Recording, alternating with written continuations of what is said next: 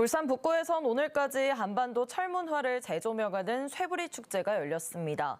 달천 철장은 2000년 전 채굴된 한반도 최초의 철 생산지로 오늘날 산업 수도를 만드는 디딤돌 역할을 했습니다. 울산을 조명하는 신스토리텔링 뉴스 이영남 기자입니다.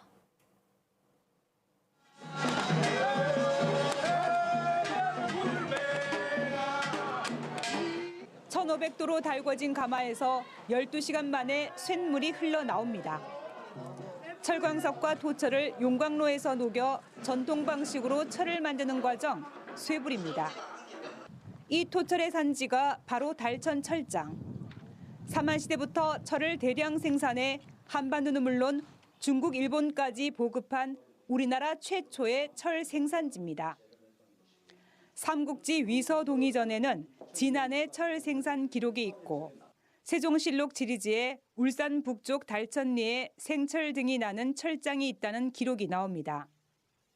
이후 2008년 발굴 조사를 통해 2000년 전 철광산이 바로 달천 철장이라는 것이 고증됐습니다. 중국의 기록에 보면 삼한시대에 진안과 변안에서 철을 생산했다는 기록이 있었습니다. 그런데 그동안 그게 실체가 밝혀지지 않다가 2006년도에서 2008년도에 달천 철장을 발굴하면서 그 실체가 밝혀지게 되었습니다. 이곳에서 삼한시대 철 생산을 뒷받침하는 채광 흔적이 확인이 되었는데 바로 이곳이 달천 철장이 있던 곳입니다. 그 후 수백 년 동안 폐쇄됐던 광산은 조선 후기 다시 개발되기 시작했습니다. 임진왜란 직후인 1657년 울주군 두서면 출신 이의립 선생이 무기와 농기구 재료를 찾아 14년간 백두대간을 탐사한 끝에 철광맥을 발견한 곳이 달천 철장입니다. 그런데 이곳은 흙에 철이 섞인 토철이 많아 선생은 혁신적인 재련법을 개발해 국방, 경제사의 변혁을 이끌어냈습니다. 달천 광산은 토철을 캐는 광산이었는데 이 이의립 선생은 이 소철을 재련하는 방법을 2년 동안 연구를 해가지고 이 재련을 해서 여러 가지 무기라든가 소치라든가 철제 제품을 만들어서 훈련도감에 바쳤어요. 1960년대에는 국영 대한철광개발과 산미그룹이 이곳에서 채굴에 나섰습니다. 당시 지하 315m에 달하는 수직 갱도를 판 산미그룹이 1993년까지 28년간 생산한 철만 120만 톤에 이릅니다.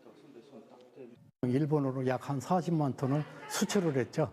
약 80만 톤을 생산해서 전량 포항제치로 납품을 했습니다. 울산시의 경제를 상당히 좌지우지할 정도로. 이후 달천 광산은 2002년 폐광되면서 역사 속으로 사라졌습니다.